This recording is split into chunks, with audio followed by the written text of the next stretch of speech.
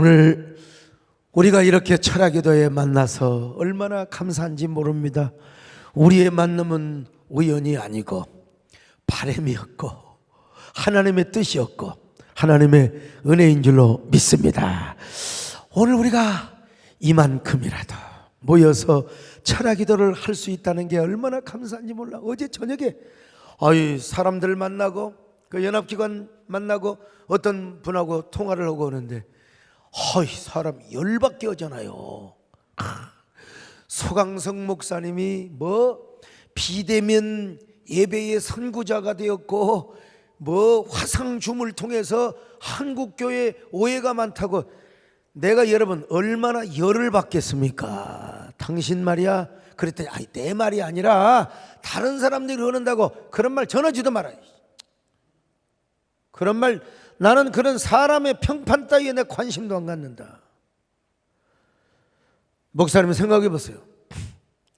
우리 동네 직경 1km 몇 개 안 떨어진 교회에서 200명 가까이 확진자가 나와버렸어요.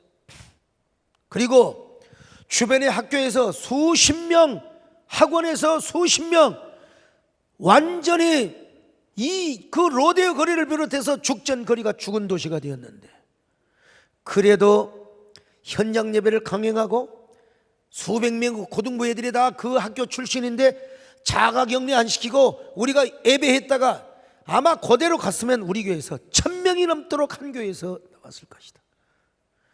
이걸 어떻게 감당하겠어? 근데 그건 전혀 몰랐다고. 신문도 안 보냐고 말이야. 도대체 뭘 보고 사느냐고.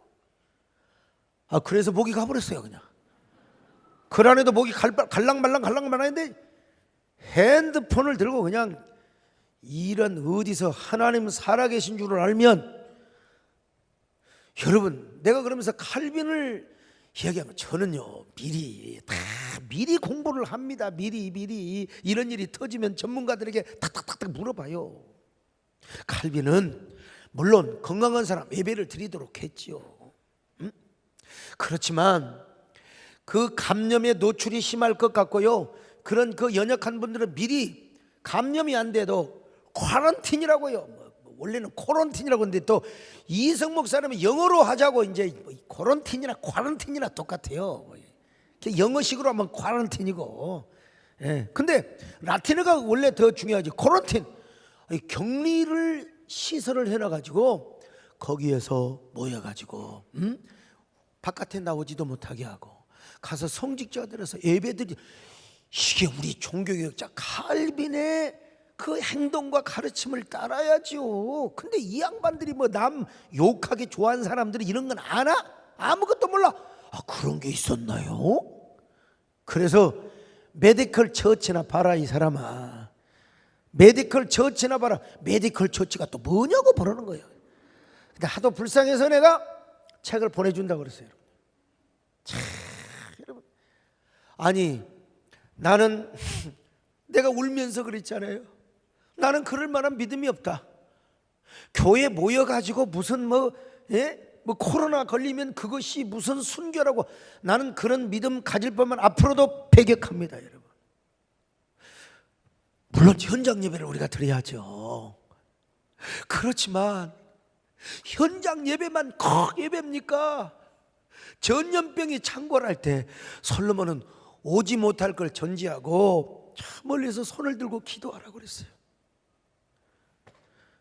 저 로마 가톨릭 교황을 비롯해서 사제들이요, 무조건 모이라, 믿음의 힘으로 이긴다. 그래 성직자까지 다 죽었어요. 교인들 다 죽였어요. 중세 역사병 3분의 1의 사람들 죽었어요. 여러분요. 그래서 소리를 지르다 보니까 지금 목이 완전히 다 갔어요. 그냥. 그러나 그래도 우리가 이렇게 사회적 거리두기를 지키면서 이제 아마 내가 볼 때는 7, 8월 달 되면은 생활 방역으로 갈 겁니다. 이제. 그래서 제가 백신을 차처해서 맞은 겁니다. 제가 나는 그래야 할 말이 있잖아요. 그래야. 근데 중요한 건 이재훈 연사님 몸살이 났지만 나는 안 났다는 사실입니다. 하나님이 나를 더 사랑하시나 이런 생각도 해봤어요. 여러분요. 어쨌든 생활 방역으로 갈 텐데 그래도 우리가 이렇게 자리 띄엄띄엄 뛰어가면서 2층 3층 다 움직여가면서 이게 얼마나 우리가 감사한지 할 수가 없습니다. 여러분, 우리 하나님은요 이곳에 임재하여 주십니다. 여러분, 길을 열어 주십니다. 축복의 길을 열어 주십니다. 은혜의 길을 열어 주십니다. 기적의 길을 열어 주실 줄로 믿습니다. 주역의 운행하시 나 경배해 주 경배해 주역의 역사하시네 나 경배해 주 경배해 우리 마음 만지시는 주 나 경배해 주 경배해 우리 마음 치료하시네 나 경배해 주 경배해. 여기까지만 합니다. 여러분요, 우리 주님은요 큰 길을 열어주시고 우리 마음을 만져주시고 우리에게 기적을 행하시는 주님임을 믿으시기를 바랍니다. 자, 그 주님 앞에 우리가 나왔습니다. 그러면 이제 우리가 또 말씀을 드려야 될 거 아닙니까? 말씀을 통해 우리에게 신앙의 길을 열어주십니다. 은혜의 길을 열어주십니다. 자, 오늘은 이제 가인과 아벨과 셋에 대해서 공부를 하려고 합니다. 이 세 명이 결국 누구의 아들이냐? 아담과 하와의 아들이라는 사실. 아담과 하와는요 선악과를 따먹고 축복의 에덴 동산에서 쫓겨났습니다. 이것이야말로 죄에 대한 하나님의 철저한 심판이라는 사실이에요. 하나님이 좀 봐주셨으면 얼마나 좋아. 근데 아니다. 죄에 대한 철저한 심판. 어디로 쫓겨났어요? 에덴의 동쪽으로 쫓겨났습니다. 그래서 그들은 죄를 지었기 때문에 에덴이라는 낙원을 떠날 수밖에 없었습니다. 그런데 우리 하나님은 죄에 대한 심판만 행하시는 것이 아닙니다. 심판과 동시에 하나님께서는요 메시아에 대한 약속을 해주셨고 구원의 길을 열어주셨습니다. 우리 하나님은 우리를 향하여 채찍만 때리시는 것이 아니라 심판만 하시는 것이 아니라 우리에게 용서의 길을 열어주시고 회개의 길을 열어주시고 그리고 우리에게 다시 한번 재기의 길, 패자 부활절의 길을 열어주신다는 사실이죠. 창세기 3장 15절입니다. 시작. 내가 너로 여자와 원수가 되게 하고 내 후손도 여자의 후손과 원수가 되게 하리니 여자의 후손은 내 머리를 상하게 할 것이요 너는 그의 발꿈치를 상하게 할 것이니라. 여러분, 하나님께서는요 이렇게 죄를 지었다고 우리를 심판하시는 것이 아닙니다. 동시에 하나님의 은혜도 겸하여 주신다. 그래서 마가복음 10장에 보면요 하나님은 우리에게 복을 주시되 무엇과 겸하여? 고난과 겸하여, 핍박과 겸하여. 왜 그런 줄 아세요? 왜 그럴까요, 선장로님? 교만하지 않게 하게 하여, 기도하게 하지 않게 하여. 우리 장로님은 고민 하나도 없으세요. 사업이 그냥 무조건 이사천리로 갑니까? 아시잖아요. 서장로님 모든 것이 그냥 승진이 그냥 무조건이 그냥 야 금 나오라 두당두당 야 승진 되던가요? 기도하게 하시고. 그래서 우리 하나님은 복을 주시는데 핍박과 겸하여 복을 주시고 고난과 겸하여 복을 주신다는 사실입니다. 이런 거 생각하면 하나님의 채찍과 가시울타리 속에는 언제나 하나님의 자비와 사랑도 내포되어 있다는 사실입니다. 오늘 현장에서뿐만 아니라 오늘 유튜브로 지금 말씀 듣고 계신 여러분들이요, 오늘 이거 꼭 기억해야 됩니다. 내가 비록 잘못하고 죄를 보면서 하나님이 나에게 가시 달린 채찍으로 채찍질을 하셨어요. 우리를 가시 울타리 속에 가둬 놓으신다 할지라도, 그러나 동시에 하나님께서는 그 가시 울타리 안에 은혜를 주시는 거예요.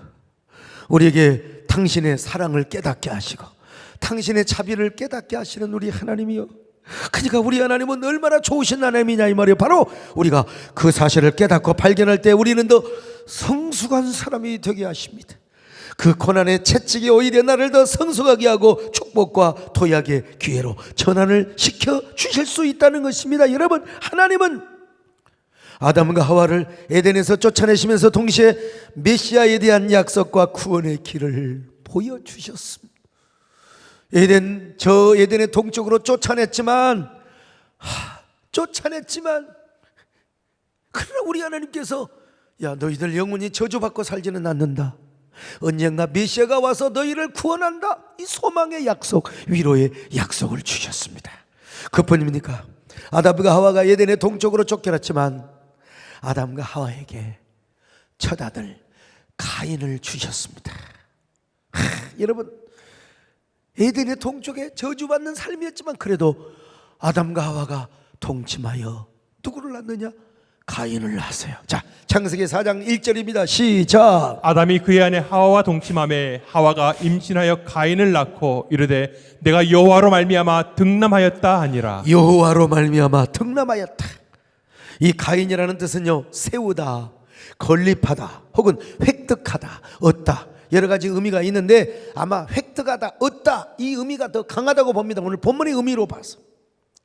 그런데 이 카나라고 하는 말에서 유래가 되었는데 세우는 자 혹은 얻는 자, 그러니까 두 가지 다 해석이 가능합니다.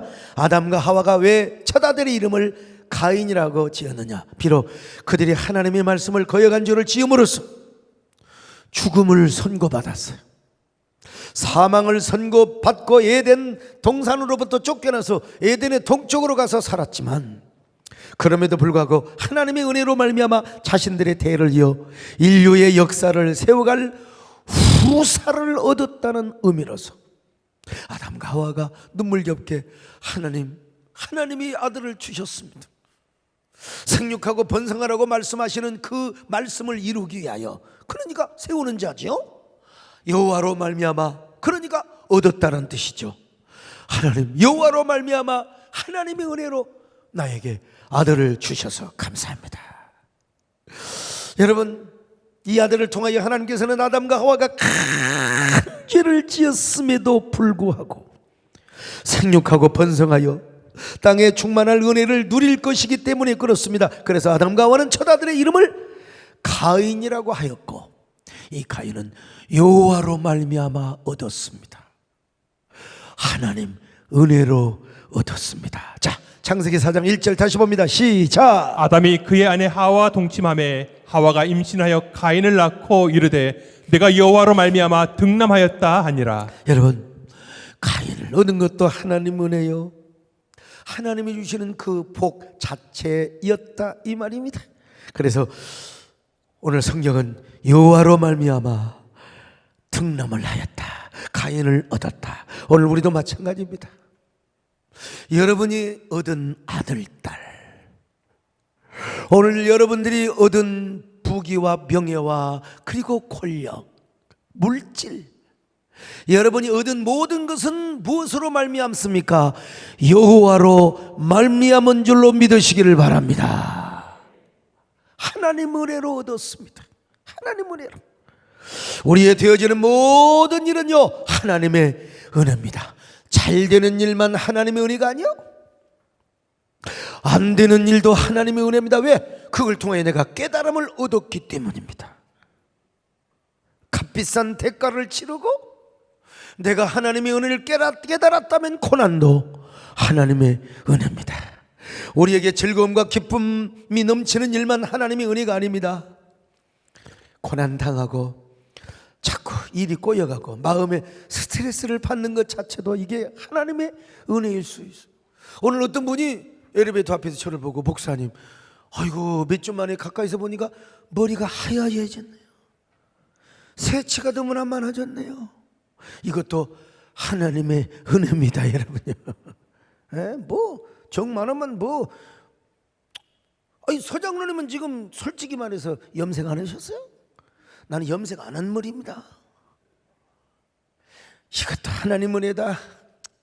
모든 것이 하나님 은혜다. 하나님 은혜다. 모든 것이 합력하여 선을 이룰 뿐만 아니라 나를 성숙하게 하고 나를 변화시켜요. 나를 더 웅대한 하나님의 사람으로 전환시키고 위대한 하나님의 뜻과 역사를 이루는 터닝 포인트가 되게 하기 때문에 그렇습니다. 여러분, 어떤 일을 당하고도 무슨 일을 만나도 이 모든 일이 여호와로 말미암아 되어져, 심지어는 사탄이가 나의 모든 일을 방해한다 할지라도 하나님이 허락 안 하면 욥이 고난도 하나님 허락을 하니까 그런 거죠. 하나님 허락이 없는, 하나님의 절대 주권이 아닌 거 있을 수가 없어요. 하나님 허락하니까. 소목사를 단련시키고 여러분을 단련시키고, 그래서 고난과 함께 우리에게 은혜를 주시고 복을 주신단 말입니다. 여러분, 아니 우리 하나님께서 광야 생활 40년에 그냥 만나도 한 6개월치 그냥 줘가지고 그냥 쟁여놓고 있으면 얼마나 좋아요. 근데 매일 아침마다 가서 만나를, 새벽기도 하듯이 가서 만나를 주워와. 그리고 안식일 당할 때만 이틀거려. 욕심이 많아가지고 만나를 갖다가 바가지를 서바가지 갖고 갔는데 다음에 다 상해버렸어. 다 썩어버렸어. 옛날에 쌀에 박임이라고 알아요? 박임이? 다 갉아먹어 상해버렸어. 그래서 하나님, 우리는 하나님 없이는 못 삽니다. 은혜로 살아야 됩니다. 이게 광야 생활의 교훈입니다. 여러분, 오늘 그러기 위해서는 우리가 이걸 깨닫기 위해서는 주님을 사랑해야 됩니다. 주님을 의지해야 됩니다. 주님을 가까이 해야 됩니다. 여러분, 더 주님을 사랑하는 밤, 주님을 사랑하겠다고 깨닫고 결단하는 밤이 되시기를 축원합니다. 내 구주 예수를 더욱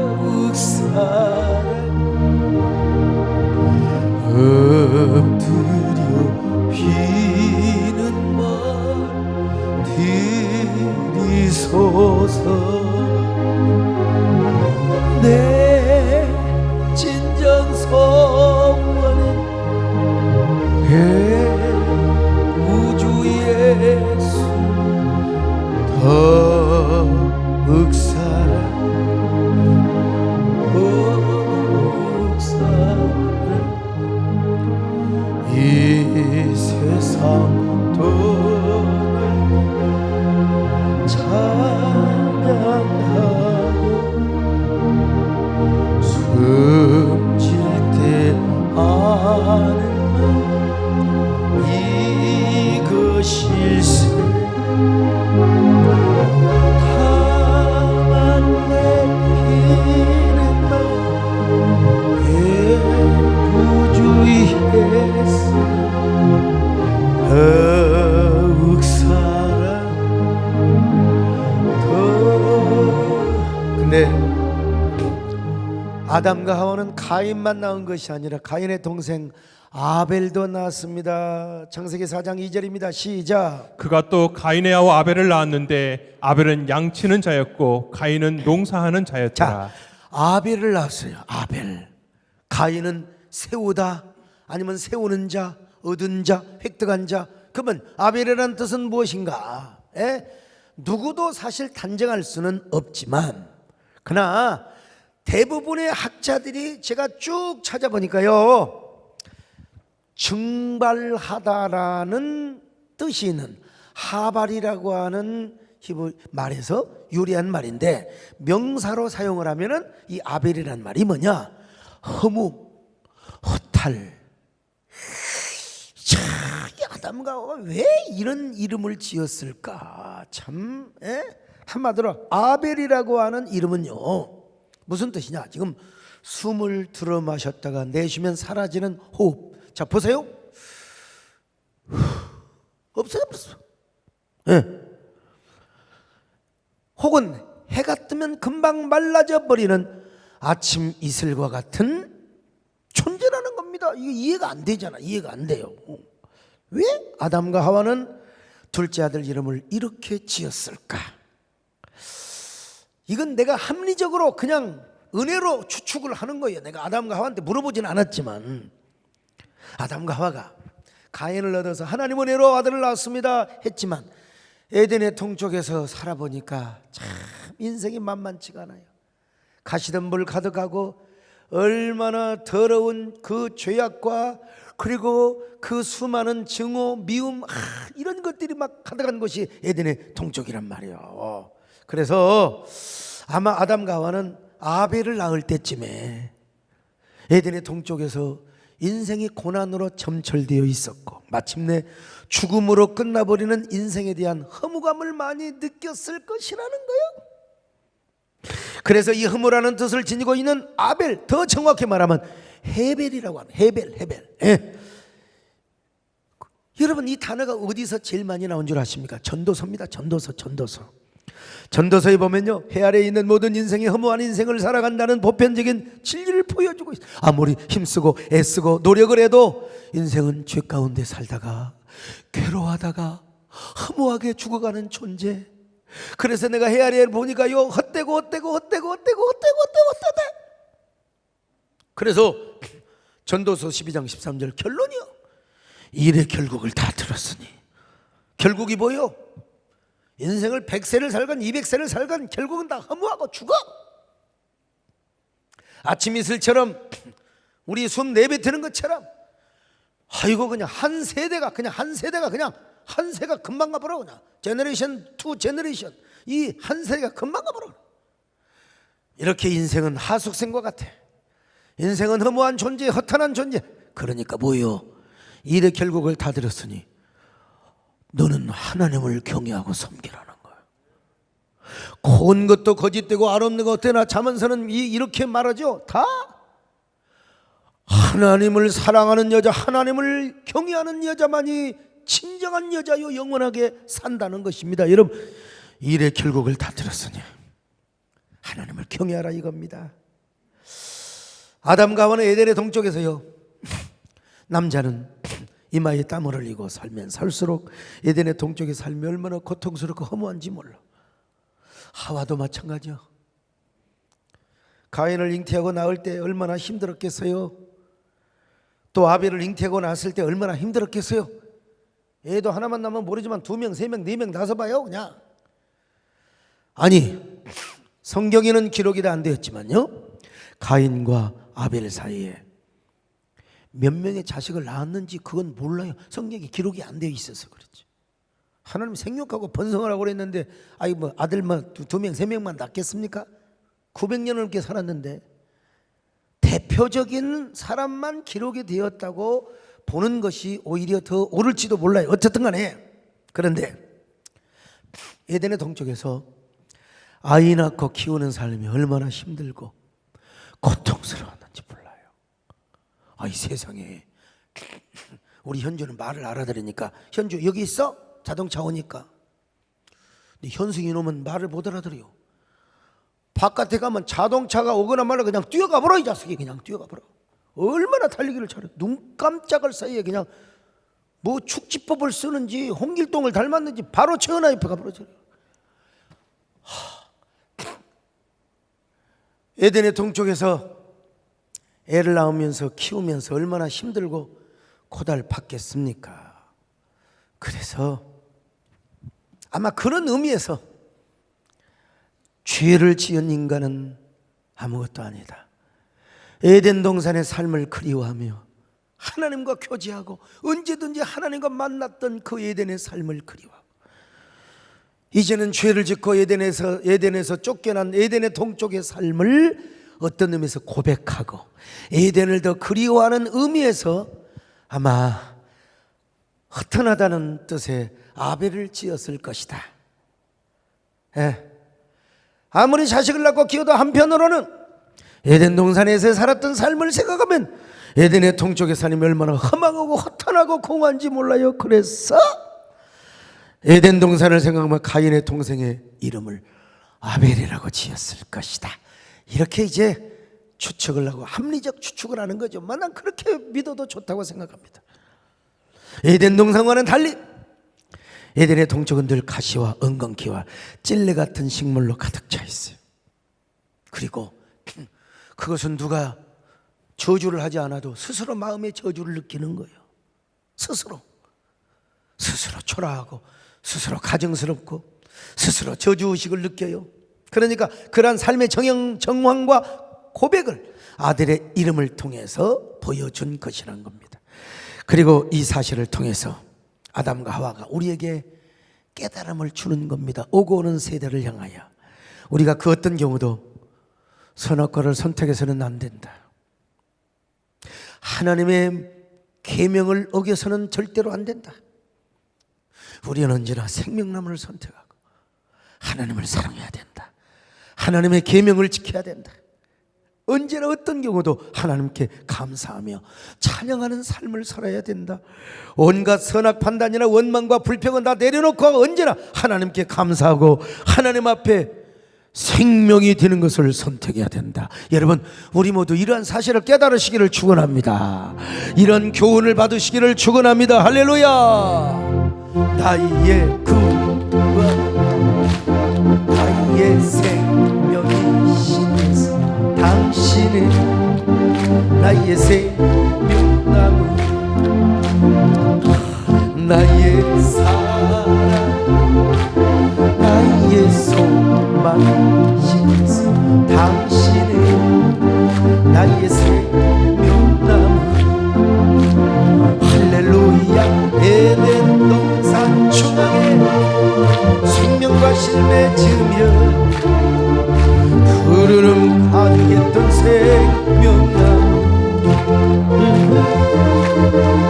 원망과 불평을 하지 않으며 아멘과 순종으로 생명나무 붙잡고 이르세.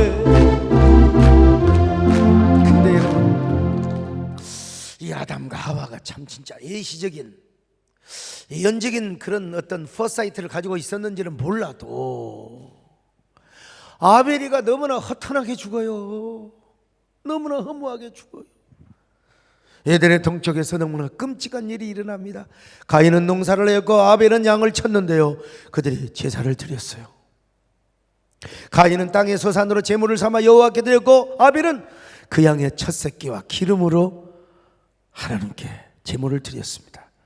근데 하나님께서 아벨의 제물은 받으셨는데 어떤 형태로 받고 안 받는가 그건 뭐 정확히 알 수는 없지만 하여튼 간에 가인의 제물은 안 받았어요.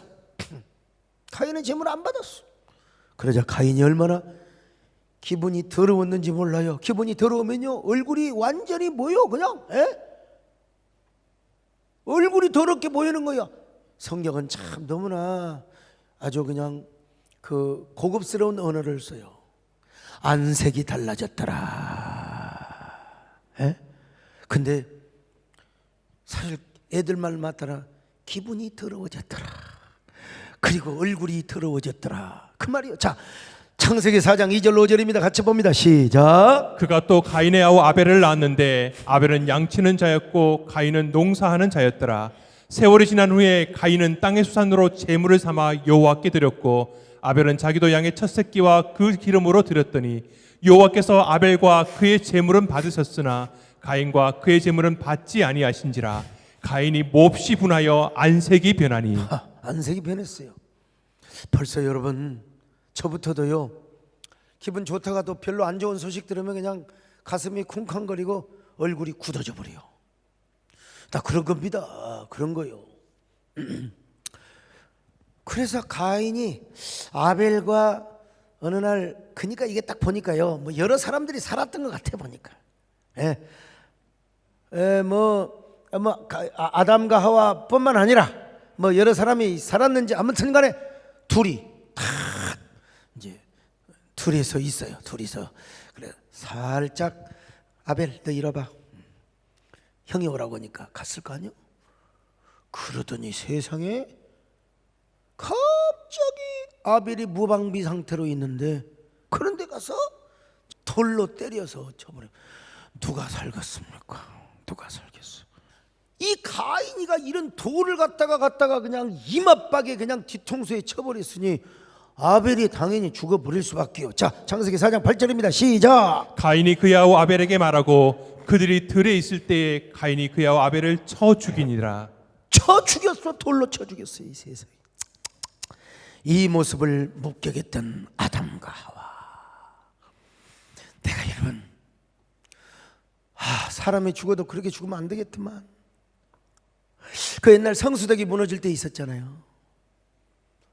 그때 무학여고생, 내가 진짜 그때는요, 제가 다 염도하고, 염도 못한 사람 진짜 그거니라고. 근데 머리가 깨졌는데 이걸로 내가 어떻게 여러분, 아담과 하와가 머리가 깨져 죽은 그 아들의 모습, 그것도 누가? 가인이가 돌을 쳐가지고 머리가 깨져 죽은 그 모습을 목격했다고 생각해 보세요. 온몸이 얼마나 부르르 부르르 부르르 부르르 부르르 떨었겠어. 이것은 우리 모든 죄 때문이다. 우리가 에덴 동산에서 선악과를 안 따먹었다면 어떻게 이런 일이 있을 수가 있겠는가? 그때 골비였다고 우리가 선악과를 따먹었어. 골비였다고 선악과 따먹은 걸 그렇게 후회하고 탄식하고 그렇게 혐오하고 허탄하게 생각했을 거요.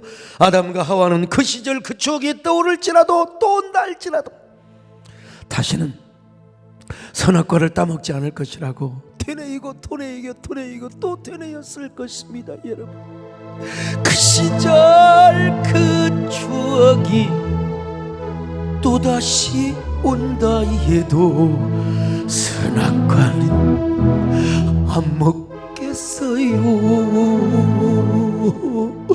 다시 한번 진짜 이게 오래되네. 그 시절 그 유혹이, 추억이 아니야, 유혹이죠. 다시 합니다. 그 시절 그 유혹이 또다시 온다 해도 선악과는 안 먹겠어요. 자, 성경은 그때부터 아벨은 의인의 계보 속에 들어가게 되었고 가인은 악인의 계보 속에 들어갑니다. 마태복음 23장 35절 시작. 그러므로 의인 아벨의 피로부터 성전과 제단 사이에서 너희가 죽인 바가라의 아들 사가라의 피까지 땅에서 흘린 의로운 피가 다 너희에게 돌아가리라. 자, 여러분 보세요. 그러면 아벨은 의로운 자예요. 왜? 예배를 하나님 앞에 드려서 하나님이 그 예배를 받았어. 가인은 예배를 안 받는다고 가인이 아벨을 돌로 쳐 죽였거든. 왜?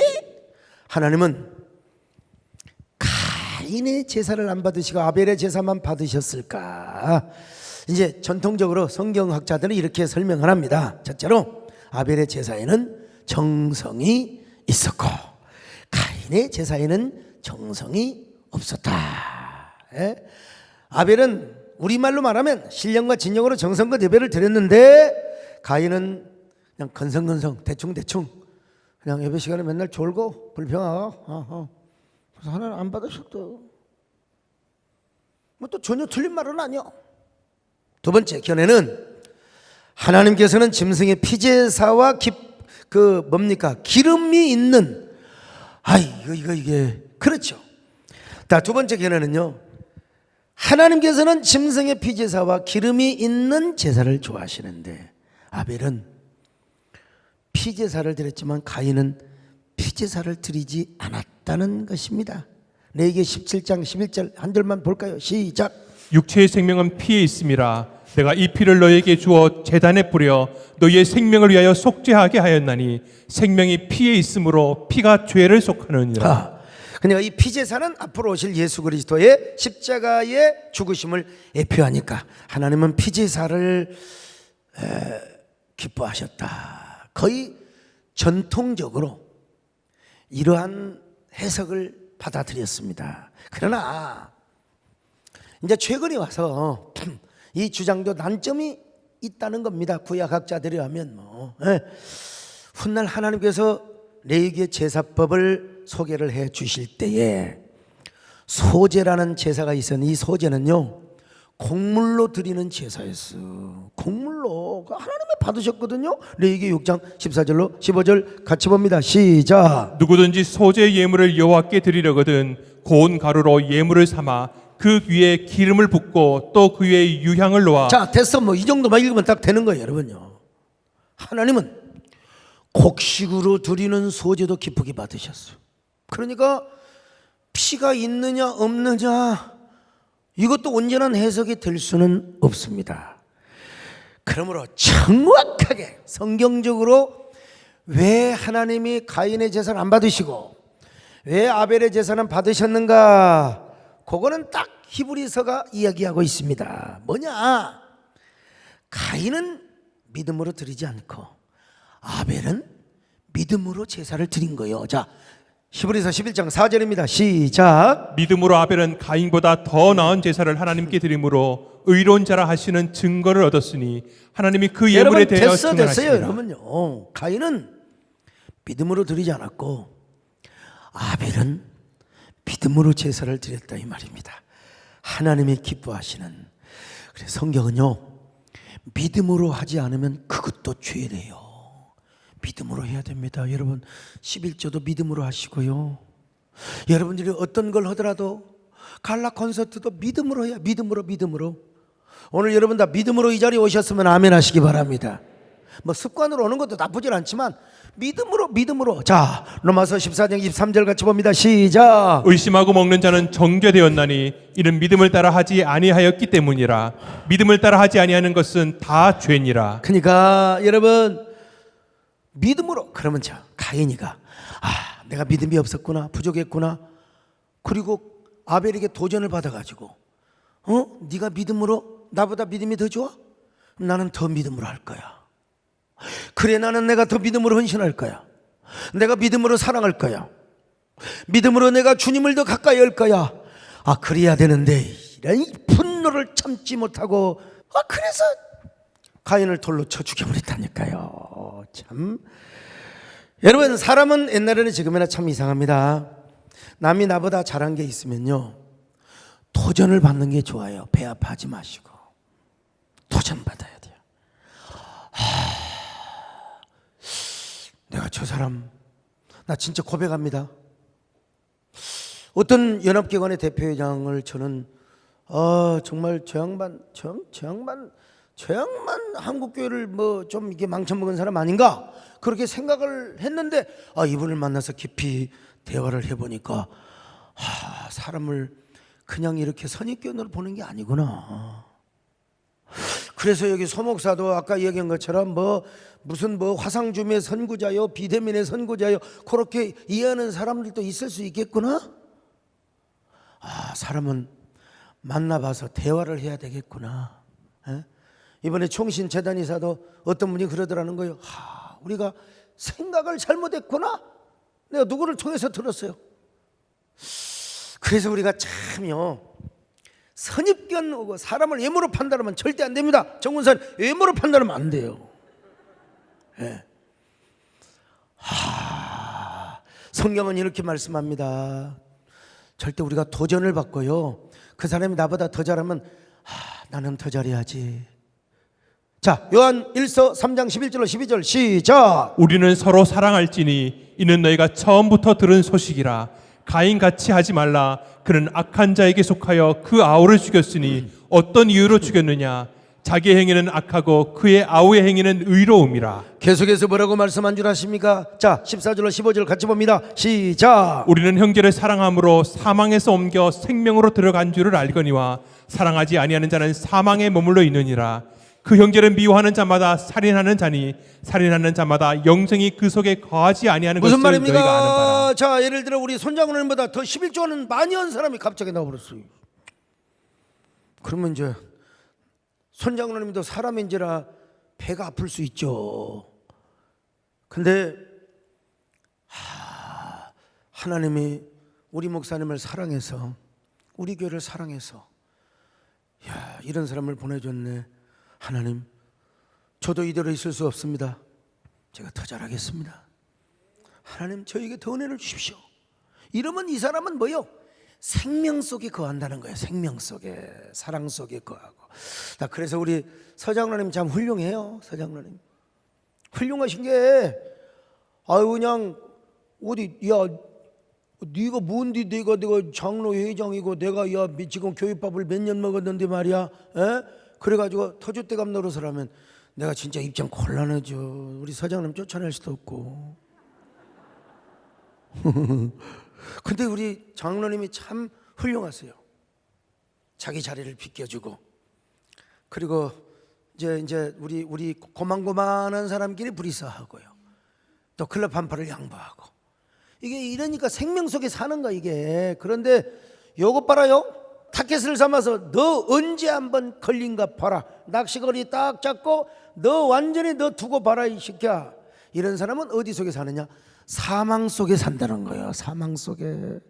나는 왜 이렇게 성경을 왜 이렇게 쉽게 잘 설명하는지 나도 몰라. 진짜 성경 노벨상을 받아야 된다니까. 여러분, 남이 나보다 잘하는 게 있으면 괜히 미워하지 마시고 도전을 받으시기를 바랍니다. 그리고 사랑하시기를 주의 이름으로 축원합니다. 할렐루야.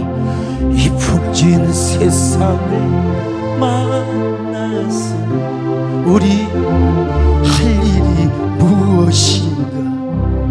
믿음과 소망과 사랑 중에 제일은 사랑이라. 성도여 서로 사랑하자. 우리 서로 사랑하자. 사랑의 주님께 명지켜 힘써서 사랑하자. 여러분, 우리가 가인이 될 바에는 차라리 아벨이 된 게 훨씬 좋아요. 내가 뭘 좀 잘한다고 해서 남에게 질투받고 시기를 받아, 남이 나를 괜히 씹어, 나를 탁게 삼고 나를 증오하고 막 그냥 이상한 말을 하고 나를 누명을 씌우고 오해를 해. 그리고 막 말을 퍼뜨리고 다니고. 그러면 기분 좋을 사람이 누가 있겠어요? 여러분, 보이지 않는 도리여서 그러지. 어떤 사람은 아유 꽃을 주고, 그래서 다음 주에는 이제 교회 나오면 백합 한 송이 주려고 그래요. 그냥 꽃을 건네는 사람이 있지만, 어떤 사람은 꽃을 전나르긴 하는데 이맛박을 때리면서 에라이 네가 꽃 받을 짝에 있냐 이 새끼야 하고 꽃 주면 되겠어요? 꽃으로도 때리지 말라고 그랬어요. 꽃으로도. 나는 지금 제일 초등학교 3학년 때 정말 상처를 준 선생님이 계세요. 내가 여러분 반에서 1등 했어. 시골이지만. 그런데 저를 불러다 놓고 애들 앞에서 야, 니깟 놈이 1등을 하냐 이 새끼야. 나도 문제가 있어요. 어느 날 뭐 정미소 오다가 그냥 선생님이라고 하니까 저도 좀 뭐 잘못했죠. 그래도 아이고 강사가, 옛날에는 내가 정미소를 했지만 지금은 내가 선생님이야. 그러면 아이고 미안해 갖고 선생님 내가 좀 이게 솜씨 이래가지고, 그래갖고 선생님이 앞에다가 애들 앞에 불러다가 니깟 놈이 새끼야 이 1등을 해 이 새끼야. 그게 얼마나 상처가 됐는지 몰라. 그 참 진짜 상처가 돼가지고 그분 아마 돌아가셨을 거예요. 돌아가셨을 텐데 어쨌든 그래요. 그러면 이제 그 사람이 나를 막 흉을 보고 막 나를 그냥 감자 먹으라 하고 막 그렇게 지내요. 내가 그걸 참으면 좋은데 나도 똑같이 그 사람을 향하여 분노하고 그 사람을 공격하고 그러면 나도 똑같은 사람이 돼. 가인과 가인이 되는 거야. 차라리 내가 참아서 아벨이 돼야 돼. 옆 사람 보시고 째려보지 마시고 그냥 정하게 이야기하세요. 어쩌면 이렇게 아벨처럼 생기셨어요. 그렇죠. 크게 하지 말고 아벨 뭐 악수까지 할 필요는 없는데 아벨까지. 내가 돌매 맞는 게 훨씬 낫습니다. 내가 오해받고 공격당하는 게 훨씬 나요. 그러면 그 사람은 아벨이 되는 것이고 의인이 되는 거예요. 우리 예수는 뭐라고 말씀하셨어요? 의를 위하여 핍박을 받는 자는 복이 있다고 했잖아요. 복이 있어. 복이 있다는 말은 행복하다는 말입니다. 어떤 분하고 제가 또 식사를 하는데 그분은 뭐 이제 아주 유명한 박사님이죠. 믿음의 신자인데 성경에는 행복이란 말이 전혀 없다는 거예요. 이성 목사님, 행복이란 말이 없습니까? 있지요. 이스라엘이요, 여수린이요, 너는 정말로 행복한 자로다. 그게 행복이란 말이요, 하나님께서 심히 보기에 좋았더라. 토부, 이 말도 좋다는 말뿐만 아니라 행복하다는 뜻도 있습니다. 그리고 여기 마카리오림이라고 합니까? 마카오리오리인가? 어떻게 갑자기 우리 이재원 장로님은 머리가 좋아서 마카리오리라고 할 거예요. 의를 위하여 핍박을 받는 자는 복이 있나니, 이게 그냥 복이 있는 게 아니라요, 아슈레이라고 하는 뜻만 있는 게 아니요, 행복하다는 뜻도 있어요. 내가 참으면 남이 나에게 돌을 던져도 내가 참으면 아벨이 되어가지고 스스로 의로운 자의 계열에 속해요. 그리고 내가 행복한 자가 되는 겁니다. 행복한 자 되시기를 주의 이름으로 축원합니다. 절대로 우리 모두 이런 행복한 자 되시기를 주님의 이름으로 축원합니다. 오늘 가인 아벨만 하고 셋은 다음에 해야 돼요. 하나 둘 셋. 셋은 다음에 하도록 하겠습니다. 자, 우리 생명나무하고 마칩시다. 나의 구원, 나의 생명이신 당신은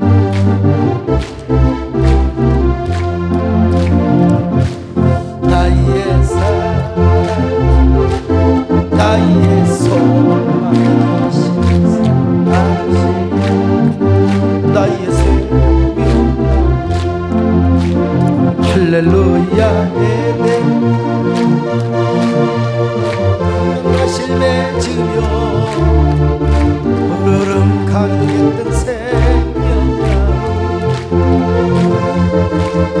원망과 불평을 하는 것은 정으로